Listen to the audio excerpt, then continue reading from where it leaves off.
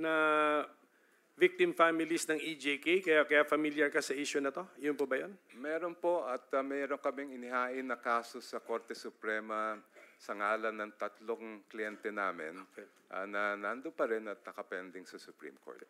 Kliyente, meaning to say, namatayan na mga pamilya? 3 po sila. Yung isa, si Jefferson Soriano, ay survivor din ng EJK. Okay. Yung isa, si Rowena Apari, ay nanay ng napatay na nanlaban daw. At yung pangatlo ay relative po rin ng isang EJK victim. Okay, pero EJK po ito. Since familiar ka naman sa background facts, yung mga attempted EJK or victim ng EJK, sa ngalan ng war on drugs ang operation ng police? Yes. Okay. Yes, Your Honor. Siguro kaya nyo naman siguro i-organize po yung data. Bigyan nyo po kami ng information. Sure. And dahil dyan sa pag-aral mo sa issue na ito ay na-encounter mo ngayon yung Memorandum Circular 16-2016. Yes, Your Honor. Sino po nag-issue nun? Si Chief PNP noong panahon na yon, ngayon Senator Ronaldo Bato de la Anong Rosa. date yon? Ronald lang, Ronald. Ronald. Walang O. Sorry po. Anong date yung MC July 2016? 1, 2016. Okay, July First day po niya sa July 1, pag-upo bilang 2016. Chief PNP. And as an experienced lawyer, napansin mo doon ang pag-insert ng anong mga salita? Na alanganing salita? Neutralize po at negate. Negation ata nang nandun, ano? Yes. Anong mas madalas gamitin doon? Neutralization? Neutralization. Yung negation, ilang times na bang 5 ginagamit? beses po nabanggit yung neutralize at 2 beses nabanggit ang negate. Negate. So, sa pag-aaral mo, just in case you know, sa mga police material, is this the first time na ginamit ang neutralization, neutralize, negation, negate? May mga 1 or 2 na mga police documents na nakita ko po yan, pero wala akong alam na may ganyan sa mga utos sa drugs, lalong-lalo na sa war on drugs, kundi ito lang CMC 16-2016. Pero yung mga naalala mo, na-encounter mo yung terms, in what context mo naman sila na-encounter? In police documents? I think it was pointed out by then Justice Carpio in one of the hearings, the oral argument during the Almora case, the war on drugs case. Siya po ang nagbanggit po sa amin nung kami nakaharap sa Supreme Court. Alam mo, diniscuss ko na rin sa staff ko yan eh. What would be a better word to replace neutralization or negation if you do not have killing as included in the meaning of the word? Sige nga, can I benefit from your presence, Attorney Jokno? Kaya nga po ako nagtaka dahil alam naman natin na ang tungkulin ng pulis ay manghuli, mangkalap ng ebidensya at magsampa ng kaso. Yun yung hinahanap namin sa command circular. Mang-aresto kayo, kumuha kayo ng ebidensya, mag-file kayo ng case.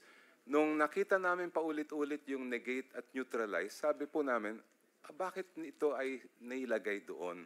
Kung ang purpose ay mang-aresto, bakit hindi na lang ginamit yung salitang aresto?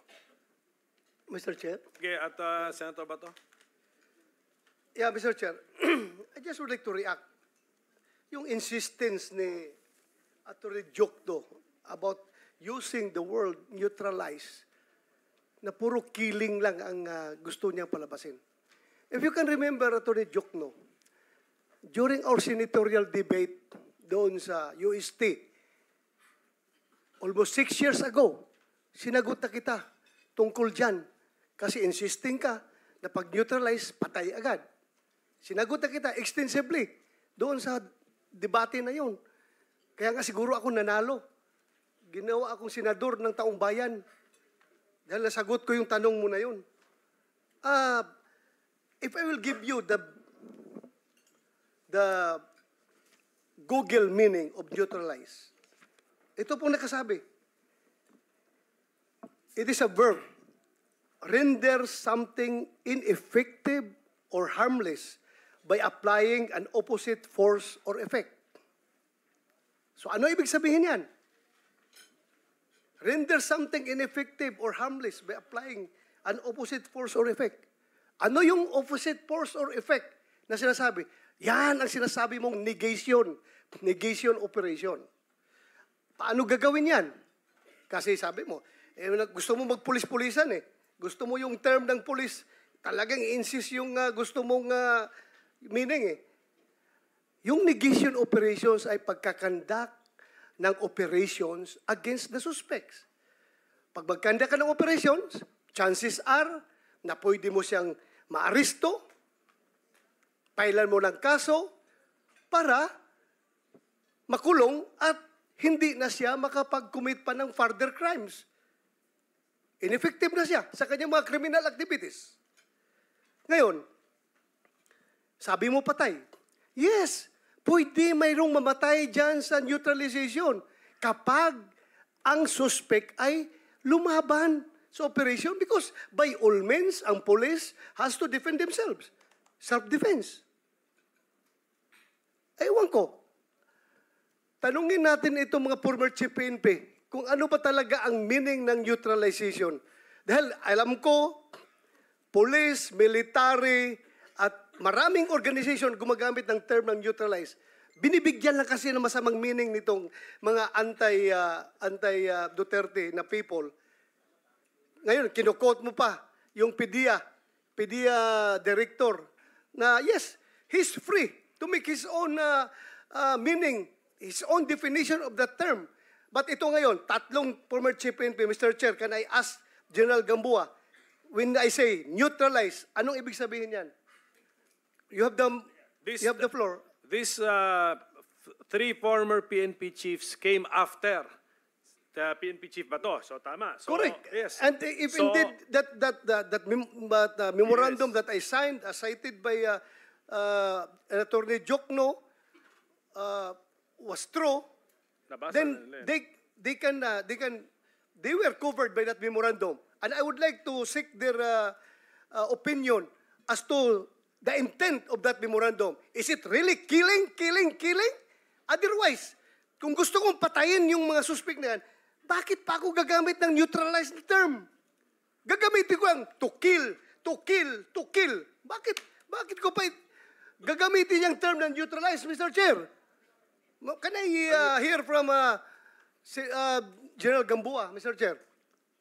So in order sa kanila, sige, who came sige, ganito sa records ko, no, after naging chief Albayal, after Bato de la Rosa, Albayalde, Gamboa, Cascolan, Sinas, Eleazar, Carlos, Danao. Ganun na nangyari, sige.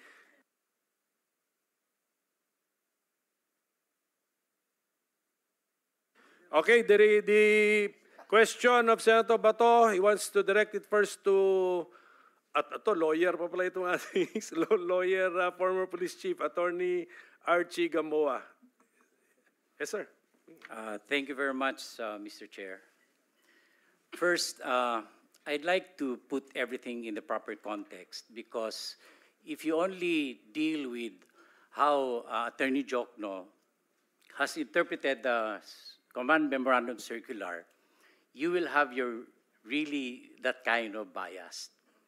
Now, as an opinion, there are at least 3 laws that prohibits disclosure of classified documents. There's NAPOLCOM Circular 2016-002. There's Republic Act 3019, Section 3. And there's Republic Act 6713, Section 7. All of this prohibits on the part of the government employee to divulge plans like this. For your information, that plan that was presented is classified as confidential. There are limits to the access of that. Why? Because while it may not endanger national security, peace and order, and public safety, it might be prejudicial to the interest, prestige of national government activities.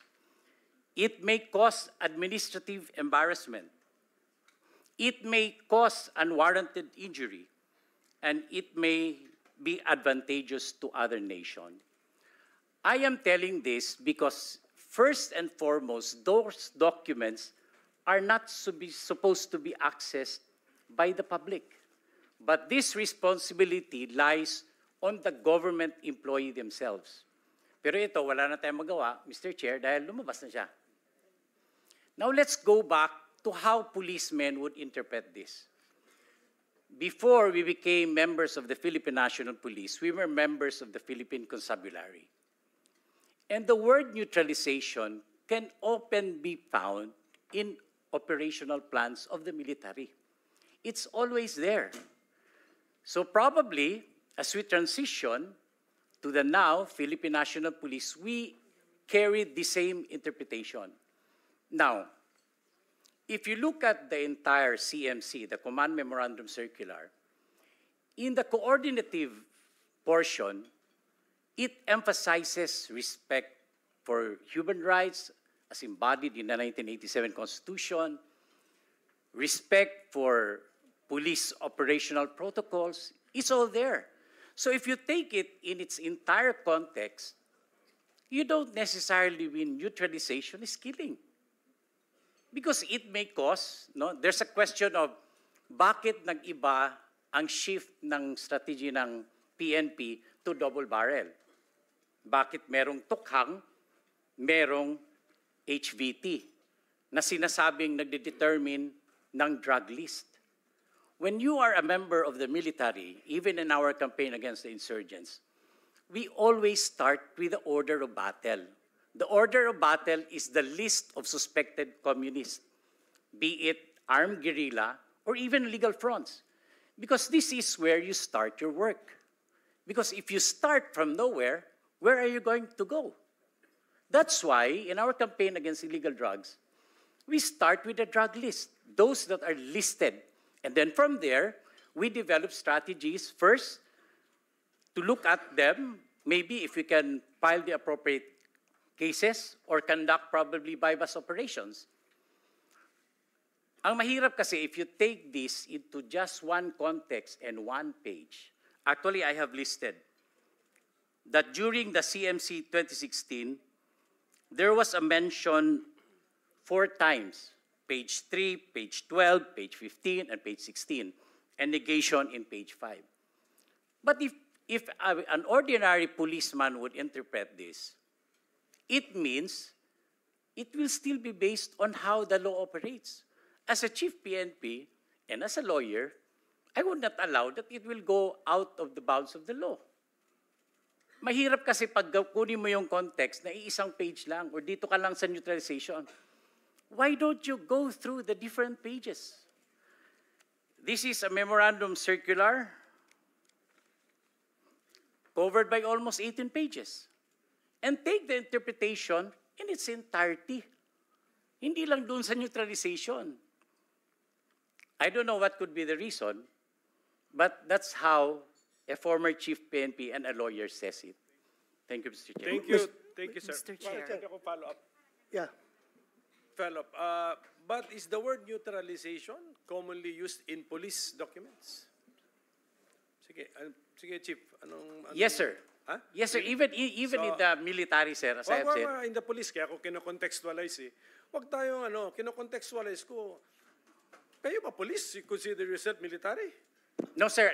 Police. So, in the police context, common ang word na neutralization. Yes, sir. Even if you can see on the So- different 6 memorandum circular, you see it's Kaya nga, that's one document. I'm now asking you, before ka naging chief, siyempre, ang lawak na experience mo, madalas mo na-encounter sa police career mo ang word na Yes, neutralization? sir. Yes, sir. So just as you made the study ko ilang beses ginamit siya dito sa Yes, sir. document, Yes, can you give us a study kung ano yung mga police documents na na-encounter mo ang neutralization No. at saka negation? I am just saying, sir, that the 6 memorandum circular issued during The six- 2016 six, to okay. 2022, Six. the neutralization and the negation has always been used in the different circulars. And this And- has passed through at least 3 chief PNP signing the Yes. circular. And did it all start with this particular memorandum circular, the number 16-2016? Yes, sir. Dito ba nag-umpisa? Yes, sir. Kaya nga, so after this, madalas nang gamitin si Yes, sir. neutralization. Yes, sir. Yun ang point. Even on the memorandum circular signed by Chief PNP Albayalde, maybe because of the misinterpretation, the neutralization has already been defined. Has already been? Defined in the Defined. definition of terms. Albay the time na. Sige po. Chief, itong aking records dito. Ano ka? You were chief of October 14, 2019. Kino-consider ka na ba chief nun? Up to... Yes, sir, as officer in charge, but limited on the... Up to September 2, 2020. Yes, sir. Tama. Yes, Mr. Chair. Alam mo ilan ang casualty sa war on drugs? Do you know? Sa term mo? I think 662, sir. 662. Yes, sir. We have already list on the different died in police operations on the different terms of the chief PNPs. Yes. Basta in your particular term, 662. Yes, Mr. Chair. Yes. Mr. Mr. Chair. Chair. Yes, Senator Risa. Salamat kayo, Mr. Chair.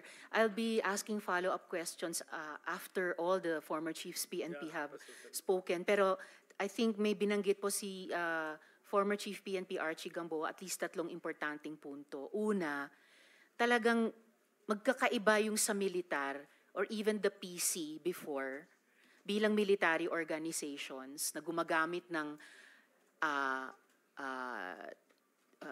yung list of targets, at saka yung use ng word na neutralization. Iba talaga sa context ng kanilang dating counterinsurgency operations ng PC at ng AFP until recently na pumipihit sa external defense.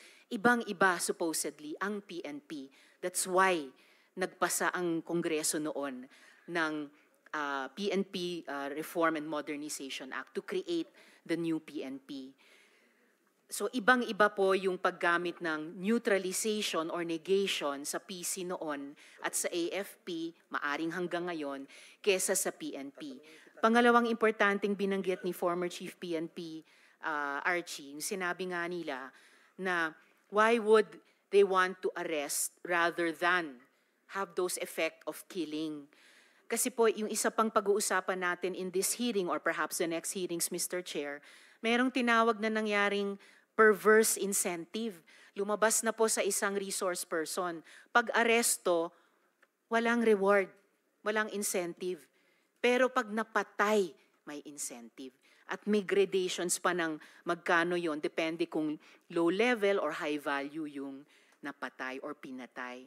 And pangatlo po, I just would like to return dun sa piniresent so far ni na Attorney Jokno, Attorney Chel, na pati doon sa mga nakuha nilang after reports ng PNP sa mga napatay, yung mga nakalista earlier for neutralization or negation, nakalagay po killed. So in the course of the years of the drug war, in the course of the years of the EJ case, talagang napagpalit-palit na yung neutralization, negation, at yung pagpatay as a description and siguro in the nature ng mga human organizations sa pagkaintindi even during the operation. So just for the record, Mr. Chair, bago yung ating iba pang former chiefs PNP. Senator Yeah, Bato. Mr. Chair, thank you. Mr. Chair, I have given this body the Google meaning of the word neutralization. This time, I would like to share with you the police meaning of neutralization as defined in page 188 of the Police Operational Procedure Manual. And it says, neutralization, a police intervention in strict accord with the use of force continuum and or principle of proportionality on the use of force purposely to contain or stop the unlawful aggression of the offender. This may include an arrest, capture, surrender, or other acts to subdue the suspect. Wala mang nakalagay dito na kill sa definition ng PNP Operational Manual, Mr. Chair. Thank you, Mr. Chair. Mahirap kung ang magbigay ng meaning, somebody from outside the PNP ang mag-interpret sa isang police term. It should be people from within the organization be given the chance to interpret this term accordingly, Mr. Chair. Thank you. May we know when the PNP officially and formally defined the word neutralization? Because sa notes ko, mayroon dash 21. So it gives me the idea it's 2021. Regardless, Mr. Chair. Am I correct or not? Yeah, this is 2021. Dahil nga 2021, sa okay. dahil nga sa palaging Yes. minimisinterpret ng Okay. publiko yung term na neutralization, the PNP come up with the correct But meaning. Is it a fact that in the command memorandum circular number 16-2016, where the word neutralization appears, wala pa siyang definition noong time na yon? Wala pa, Mr. Correct. Chair. Okay. But it doesn't mean kung walang Correct. nakasulat na Correct. definition, isama mo na yung puro patay-patay na lang ang Correct. gusto mo sa neutralization. Correct. Thank you, Mr. Chair. Do you want to continue with the ex-chief Senator Bato? You want to continue? Yes. Yes, Linya, Mr. Chair. Same question, kung natatandaan nyo pa, sir. Same question ni Senator Bato. So, Debold Sinas, we have, yes, sir, General Retired Debold Sinas. Thank you very much, Mr. Chair. First, I'd like to thank the committee for inviting me.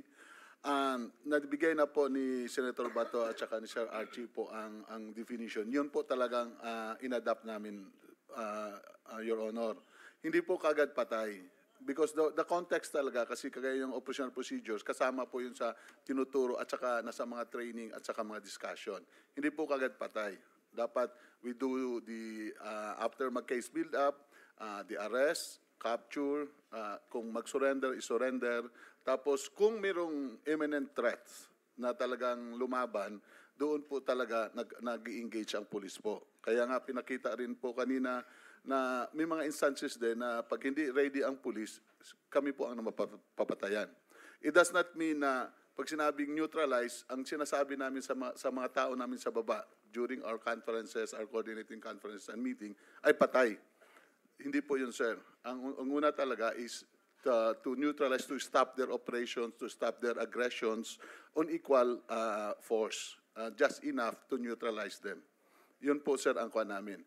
Yun po ang ginagamit na term na pinasa na po namin sa baba. It's not immediate killing, sir, ang kuha po namin. So we have the same stand po, sir, with Senator Bato and Sir Archie, sir. Thank you po. Mr. Chair, Yes. if I may, just Yes, very Dr. quick intervention, Mr. Chairman, because I was listening attentively whether as to when the word neutralization came into the picture and the definition came in later, as you mentioned, 2021. So my next question, or probably a practical question, would be,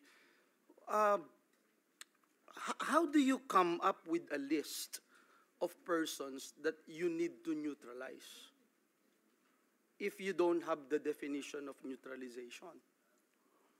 I think it's a practical question, Your Honor. Take that up in Yeah, some yeah. other future I just time. wanted to put that on a- Ituloy lang natin Yeah. si ano andito. Pero Thank hindi, you. may nasabi kasi si General Sinas na yun ang, sabi mo, yung interpretation na yun ang pinaabot mo sa baba. So, I mean to say, nag-issue ka ba ng mga circulars when you were Chief PNP? Na you interpreted neutralization? No po, sir. Oh, how did you do We it? do with our conferences, with our... So, verbal? Yes, sir, verbal po, sir. Sige, General Danao, please. Same question daw ni Senator Bato. Yes, sir. Honorable Chairman and other members of the Senate. Magandang hapon po sa inyo lahat. Sir, I was assigned as the officer in charge of the Philippine National Police from May 2022 up to August. So it's only 3 months, and that was the time of election. And from 2016 to 2018, I was just a mere directorate or staff of the directorates of intelligence and the CIDG. But as far as the neutralization word is concerned, as being discussed before during the height of the drug war, for me, sir, I would take it as neutralization is a form of police operation. First, sir, is the voluntary surrender of the suspects of illegal drugs. That is one. And it could also be through the legal arrest of the suspects through bypass operation, through conduct of search warrants, and the other forms. It could also be through checkpoints. Kasi kung minsan, sir, may mga checkpoints dyan na makikita, in possession, sir, yung illegal drugs ng mga suspects. And it could also be, the word neutralization could also be the meaning, the killing of the suspect. So yun, sir. So pero yung sinasabi siya na interpretation how we conduct operations sa baba, sir, nasasabi na killing, parang medyo wala naman pong ganon. But it is only how to the people on the ground on how they interpret it as such. Thank you. Okay, ganito. Mr. Chair, may I respond? Sige, just if possible, briefly lang, Attorney Jokno, please. Thank you, Mr. Chair. Unang-una po, I think the comments that were made missed the point entirely. Kasi ang tanong talaga dito ay, bakit pa nilagay yon sa isang command circular? At may point out ko rin po, naalala ko rin na Senator De La Rosa na mismong kayo po noong 2016 ay ginamit nyo din po ang salitang neutralize. I'm sorry, Mr. Chair. But may I point out that Senator De La Rosa in 2016 also used the term neutralize to refer to a bounty being raised to have him killed by supposed generals who were allied with the drug, those people involved in drugs. What's your source? This please, is from para ma-check din namin. Amita Legaspi, GMA News, published September 28, 2016, dito po sa GMA News Online. Mr. Chair, siguro mamaya kung ma-share sa atin yan para makareact ako properly. Okay, please share with Senator Bato. Wala akong context, Mr. Kaya ako Chair. tinanong para yung staff ma-check kagad ng staff. Just a few more points, if I may, Mr. Chair. General Gamboa mentioned the use of the order of battle, pero matagal na po yan na-ban. Bawal na po gumamit ng order of battle sa ilalim ng Anti-Torture Act. So kung sabi niya ay yun ang ginagamit nila sa counterinsurgency, yun din ang basis nila sa drug list, wala na po yun eh. Pinagbabawal na po yun na matagal na ng ating batas. And finally, the point that confidential daw yung circular na ito at dapat daw hindi kami nakakuha ng kopya. Kami mismo ay nag-request sa PNP para sa kaso sa Supreme Court at binigyan po kami ng certified true copy na sinubmit po namin sa Supreme Court. Yan lang po, Your Honor. Sino ba nag-call attention ko? Senator Risa. Yeah. Salamat kayo, Mr. Chair. A follow-up question, Attorney Jokno. Attorney Chel, apart from semantics, may basis po ba sa karanasan na yung naging interpretasyon ng iba sa neutralize o negate ay pumatay? Ayun nga po, yun na ipakita kong mga slides kanina na mismong galing sa Police Santa Ana, Police Tondo, mismo kay Colonel Jovi Espenido, sa PIDEA Chief. Lahat po sila ginagamit nila yung salitang neutralize. At ang ibig sabihin ay kasama na doon yung pagpapatay. Salamat. Mag-ready ka muna, Colonel Espinido, tatanungin kita. Pero ito lang, para lang just educate this representation or the Committee General Gamboa. General Gamboa, ba't mo ba nasabi in the first place na top secret or secret ito na wag i-circulate itong command memorandum circular? Bakit? Why? Sir, Mr. Chair, as I have said, the sanction goes to the government employee, not to the recipient. No, So- but why? Why? Bakit limited Because- circulation ito? It was really designed for limited circulation? No, sir. Meaning to say, the circulation is controlled. There are different classifications of the documents in the police. Like there's secret, there's top secret. Anong marka nito? There's no marking. It's supposed to be confidential, sir. It is supposed to be a cover page. And down below should be stated confidential. But probably because the PNP already officially released it, that's why they removed it.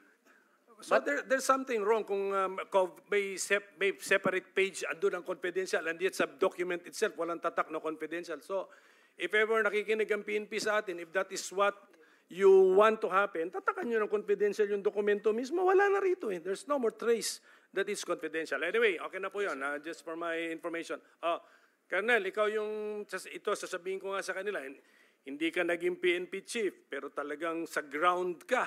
You conduct police operations, etc. And I think you have an admission under oath that you interpreted the word neutralization as Not naman siguro meaning to kill, but as including the possibility of killing.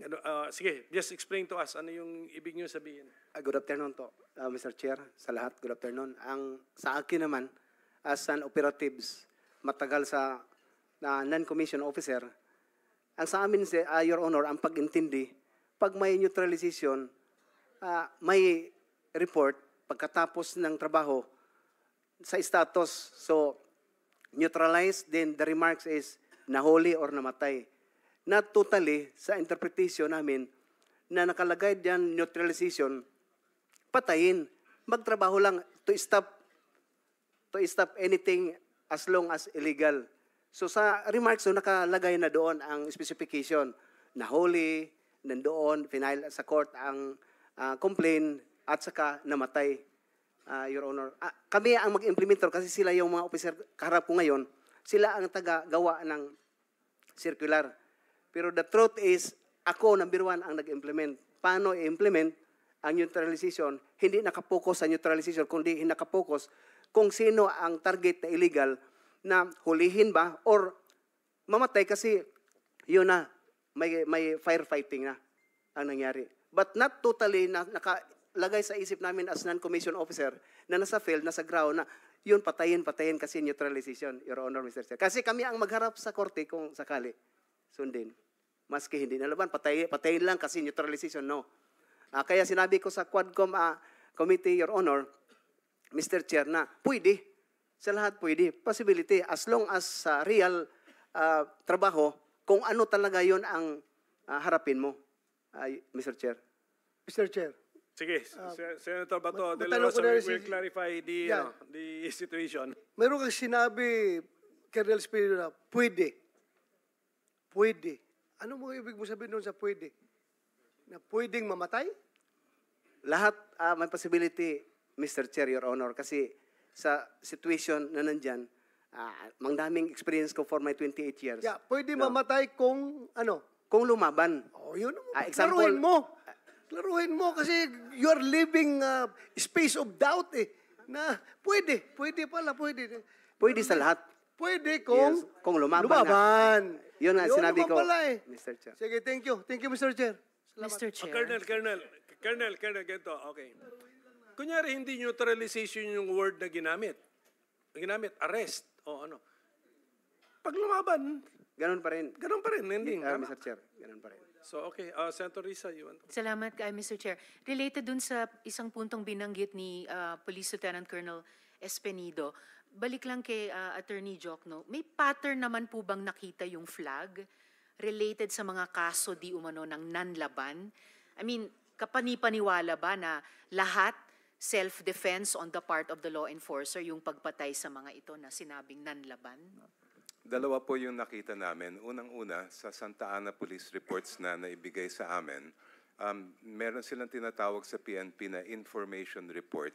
Ito yung report na doon nila nilalagay yung mga information about the suspect galing sa mga informant nila.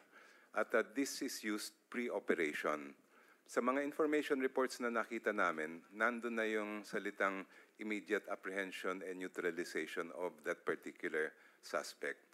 Second, yung pangalan nila ay sa maraming kaso ay nasa listahan din ng drug watch list for that particular area. And then later on, pagka nag-operate na ang police doon, meron silang report na nanlaban kaya napatay. Nung curious kami po noon, kinompare namin pati yung language, yung mismong wording ng iba't ibang mga police report tungkol sa nanlaban. At yung isang very striking sa amin ay halos identical yung ginamit na salita. Kumbaga parang cut and paste yung mga ginamit na salita. I can provide the committee with copies of these police reports. Please do, Attorney Chel. Salamat kayo, Your Mr. Kung pwede, more than just providing us with a copy, Attorney Jokno, if you can, parang give us parang memorandum or position paper na inorganize mo na yung observations mo. Yes, doon, Mr. Chair. Para you direct our attention to what you have noticed. Yes, sir. Ito, Colonel Espenido. Mr. Chair, just to respond to the pattern of Senator Riza. Sige, Father, go. Once again, going back to our documents, listening to the narratives of the families, wala po. From the 312 that we have, no one fought back. Ulitin ko po, wala po nanlaban sa kanila. Salamat po. Salamat, Father Flavi. yes, go Mr. ahead. Chair, if I may, habang on deck si Father Flavi, and mamaya itatanong ko rin kay Attorney Chel. Father, tama po ba na sedition cases were filed against you? Kasi kaugnay po ito ng banta na hinaharap, hindi lang ng people on the ground, pero yung mga gustong magdepensa sa mga EJK families. Yes po, Mr. Chair, Senator Risa. Salamat, Father. For the record, Mr. Chair.